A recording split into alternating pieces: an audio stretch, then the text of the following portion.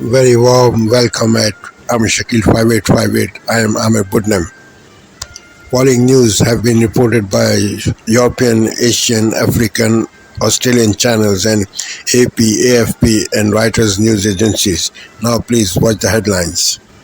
France and America called for 21-day ceasefire on Lebanon border. Israeli ground offensive in Lebanon. People are relocating from border regions. Hurricane Helene is heading towards Florida. Negative gearing by Australian Prime Minister. Discrimination in North-South West Police Force in Australia. $18 cheaper grocery items. Dozens of prisoners released by mistake in UK. Migration level trouble UK Prime Minister. Labour Party and gifts in UK. Train problem in Singapore. Japan patrol Taiwan Strait. Amnesty in Kenya. Journalist killed. Now please watch headlines.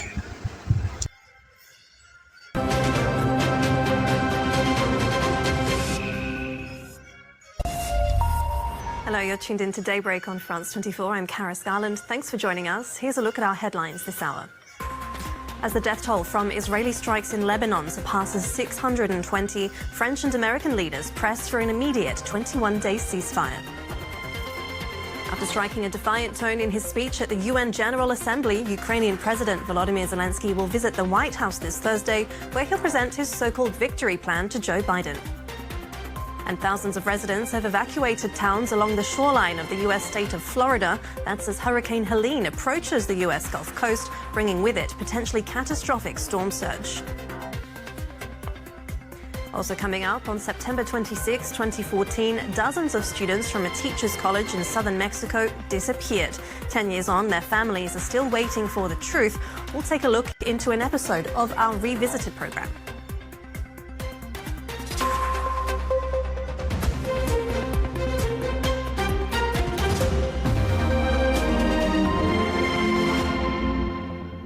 French and American leaders have pressed for an immediate 21-day ceasefire in Lebanon, with a statement supported by Western allies Japan and key Gulf Arab powers.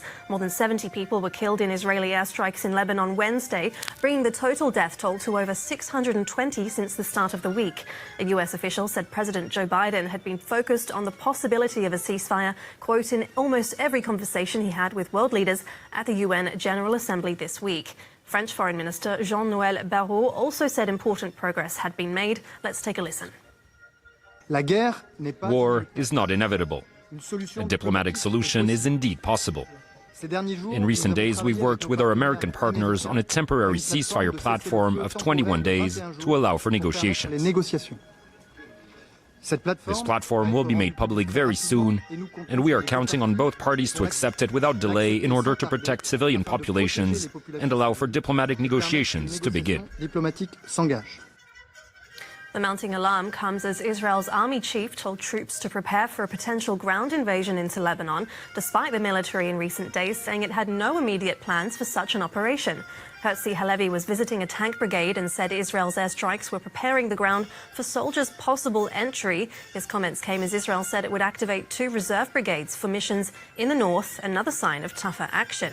Meanwhile, you're seeing on your screen now live pictures coming from the south of Lebanon in the city of Tyre, where we can see smoke on the horizon there. Well, more than 50 children have died in airstrikes since Monday. To talk more about the impact on this particular part of the Lebanese population, we're joined by Etty Higgins, who's the Deputy Representative for UNICEF in Lebanon. Thank you very much for joining.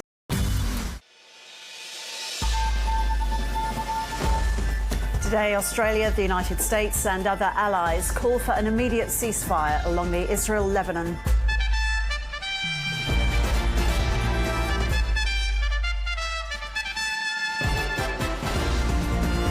Also ahead, the Prime Minister appears to be cooling on potential changes to negative gearing.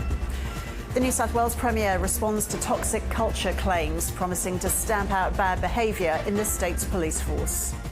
There can be absolutely no tolerance for harassment or bullying. And supermarket scrutiny. Basic grocery items found to be $18 cheaper at Aldi than at Coles and Woolworths.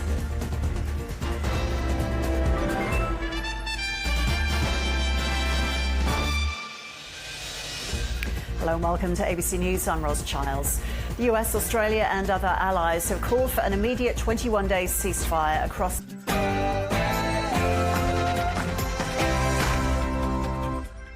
Good morning to you. Dozens of prisoners mistakenly freed thanks to an error in the government's early release scheme. One person understood to have already reoffended, 5 people still on the loose as the prison crisis deepens. Well, that's as ministers scramble to avoid further overcrowding. The Justice Secretary apparently considering a points-based system to reduce an inmate's time behind bars. The Prime Minister is in New York for the UN General Assembly, where top of the agenda is avoiding all-out war in the Middle East. In relation to Lebanon, I'm very worried about the escalation and calling for all parties to step back from the brink to de-escalate. We need a ceasefire so this can be sorted out diplomatically. As US officials say, a temporary ceasefire deal along the Israel-Lebanon border could come within hours. Former chair of the 1922 committee, Lord Brady, celebrates the release of his much-anticipated memoir, Kingmaker. He'll be joining us on Breakfast later this morning. Former presenter Philip Schofield faces a backlash after announcing a return to television. We're going to debate whether all school lunches should be vegan, as after a green energy tycoon called on the government to ban meat and dairy in schools. It's been revealed that 3/4 of women footballers think opportunities are greater for their male counterparts. So we've got former Lioness Carly Telford joining us on Breakfast later to discuss. In other sport, 2 Carabao Cup games last night, both ended 5-1 as Arsenal beat Bolton and Liverpool beat West Ham. In the Europa League, Manchester United drew and got booed off. And in tennis, Barrett Safin has become the lowest-ranked player ever to win an ATP tournament. It's been a very wet week and there is further heavy rain to come today and tomorrow. Further Met Office warnings are in place. Join me later for all the details. Just gone 7 o'clock. I'm Stephen Dixon. I'm Ellie Costello, and this is GB News Breakfast.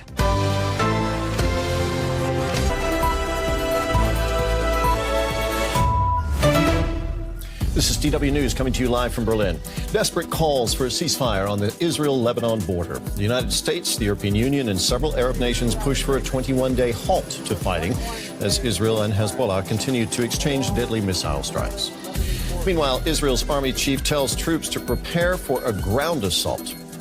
Also coming up, as Ukraine seeks Western support for long-range missile strikes, Russia issues a nuclear warning.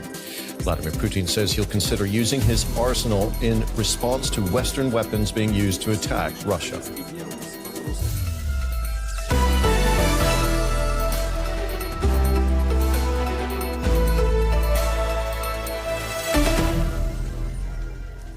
Hello, I'm Terry Martin. Good to have you with us.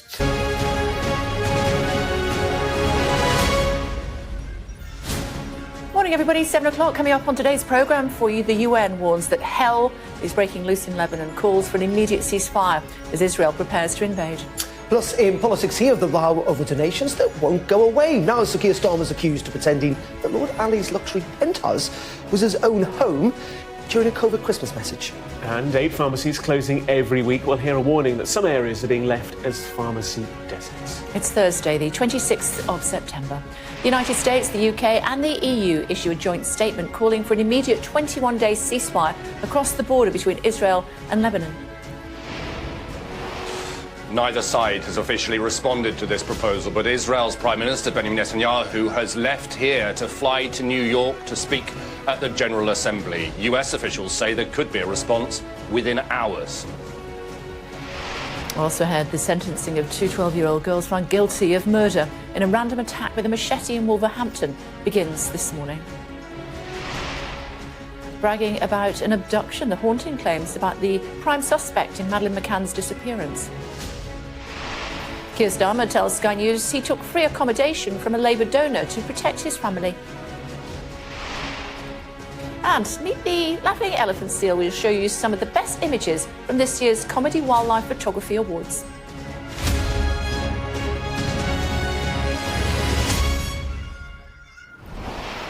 Good morning. The United Nations has warned that hell is breaking loose.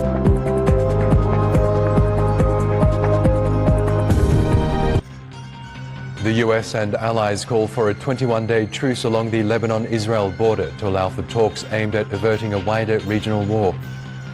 Israel says it's preparing for a possible ground operation in Lebanon as it unleashes more airstrikes across the country.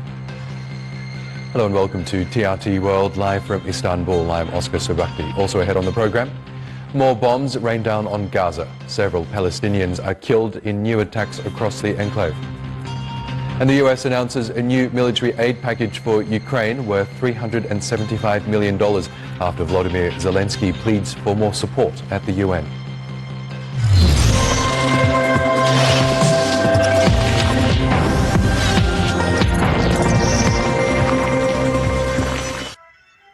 Several countries, including the United States, have issued a joint call for a temporary ceasefire in Lebanon. Euronews. The news. The Israeli army's chief of staff announced a possible ground offensive into Lebanon after Hezbollah launched a missile at Tel Aviv. Russian forces are assaulting Vuhledar in Donetsk region, trying to encircle the town. Moon surface is being reproduced in a facility in Germany so that astronauts can experience the most realistic trainings for the next lunar missions. Addressing troops on Israel's northern border, the Israeli army chief of staff announced that the military is preparing for a possible ground operation in Lebanon, saying Israel's latest airstrikes in Lebanon were designed to prepare the ground for possible entry. נכנסים פנימה, משמידים שם את האויב, הולכים חד להשמיד תשתיות. אלה הדברים שיאפשרו לנו להחזיר. Russia says its troops have begun storming the town of Vuhledar, a Ukrainian stronghold. Further north, the town of Ukrainsk was taken just in the last 24 hours, and they're moving in on the strategically important city of Pokrovsk. An evacuation order was issued there weeks ago, but around 15,000 of its 50,000 population have stayed put. Our Foreign Affairs correspondent Pork O'Brien has been there. He joins me now live from Dnipro. Pork. Matt, over the next 48 hours, President Zelensky will be meeting with Joe Biden, Kamala Harris, Donald Trump, and he'll be doing the hard sell on his victory plan. It's likely to include things like an attempt to get a security guarantee from NATO countries. It's likely to include an attempt to finally get permission from the US to use long-range missiles deep inside Russia.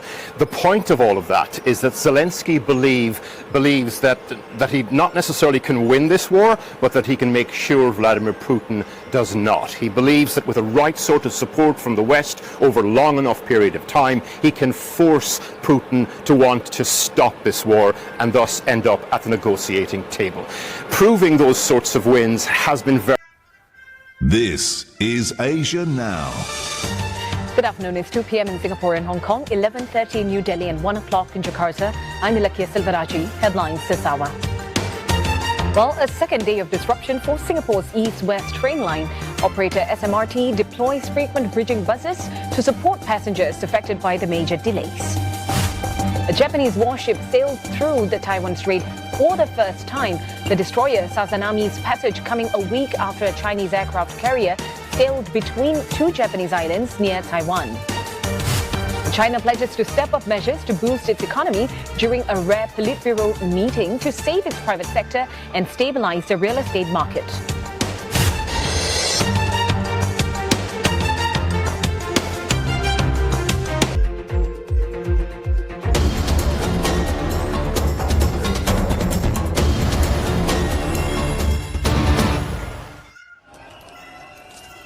Amnesty on Wednesday urged Kenya's government to probe the deaths of dozens of protesters in demonstrations which rocked the East African country for months this year. Rights groups say more than 60 people were killed during weeks of protests, initially triggered by a finance bill proposing increased taxes, with more disappearing in the weeks following the rallies. On Wednesday, Amnesty launched a petition with a dossier containing footage and interviews with eyewitnesses, lawyers and medical professionals. The organization argues that security forces used lethal force to target the protesters.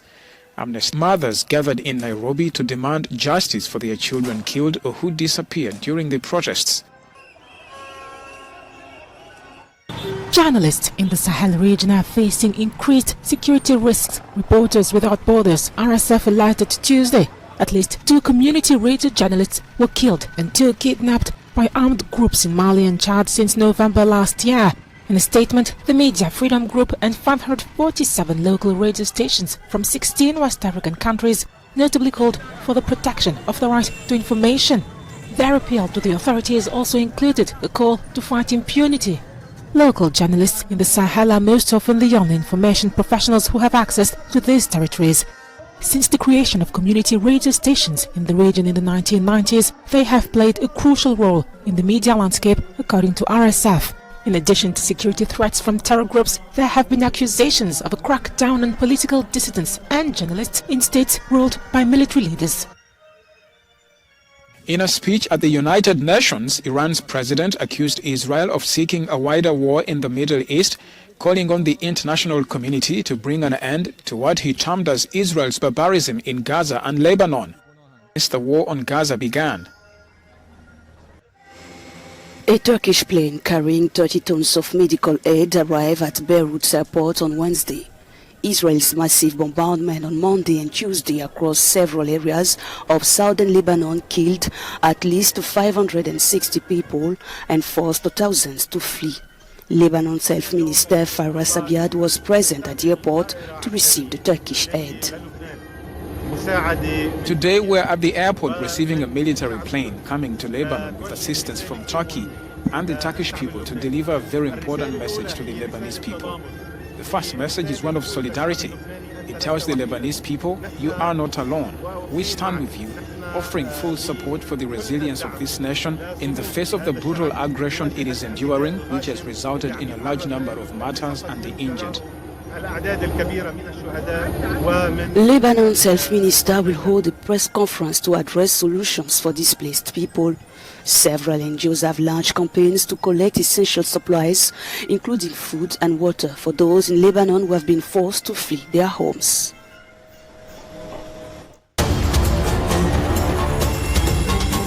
Thank you for sparing your precious time. This is Amir Shakil. Have a good life. Bye-bye.